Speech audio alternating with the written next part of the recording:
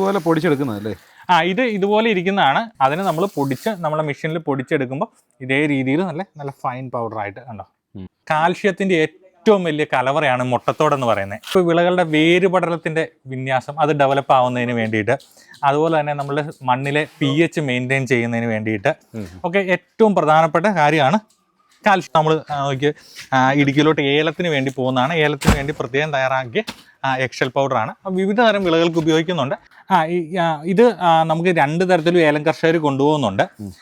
നോർമലായിട്ട് വേണ്ടവർക്ക് ഇതേപോലെ നോർമൽ എക്സൽ പൗഡർ വേണ്ടവർക്ക് അങ്ങനെയുണ്ട്. അതല്ലാതെ നമ്മൾ ഏലത്തിന് വേണ്ടിയിട്ട് നമ്മൾ പ്രത്യേകം എൻറിച്ച് ചെയ്തത് ഈ നാട് പുറത്തിറക്കുന്നുണ്ട്. അതിനകത്ത് ഈ ഏലം ഞാൻ പറഞ്ഞു, ഏലത്തിൻ്റെ അഴുകൽ പ്രതിരോധിക്കുന്നതിന് വേണ്ടിയിട്ടാണ്. അപ്പോൾ അതിനകത്ത് നമ്മൾ മഞ്ഞൾപ്പൊടി ആഡ് ചെയ്യുന്നുണ്ട്.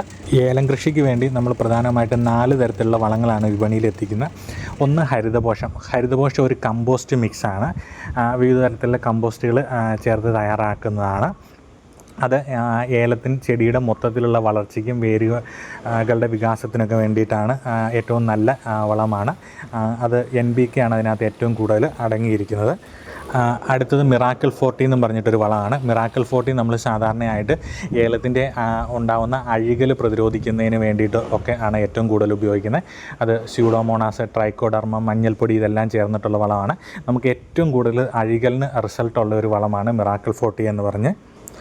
അടുത്തത് ബയോമീലാണ്. ബയോമീൽ വിവിധ തരം പിണ്ണാക്കുകൾ, എല്ലുപൊടി, ബയോപൊട്ടാഷ്, എഗ് ഫിഷ് മീല് ഇത്തരം സാധനങ്ങളൊക്കെ ചേർന്നിട്ട് തയ്യാറാക്കുന്നതാണ്. അത് നമ്മൾ സാധാരണയായിട്ട് ഏലത്തിന് നല്ലപോലെ പൂവുണ്ടാവുന്നതിനും കാ പിടിക്കുന്നതിനും ചിമ്പിൻ്റെ വളർച്ചയ്ക്കും ഒക്കെ വേണ്ടിയിട്ടാണ് ആ വളം നമ്മൾ സാധാരണയായിട്ട് ഉപയോഗിക്കുന്നത്. അടുത്തത് എക്സൽ പൗഡറാണ്. എക്സൽ പൗഡർ ഏലത്തിന് ഏറ്റവും പ്രധാനപ്പെട്ട ഒരു വളമാണ്.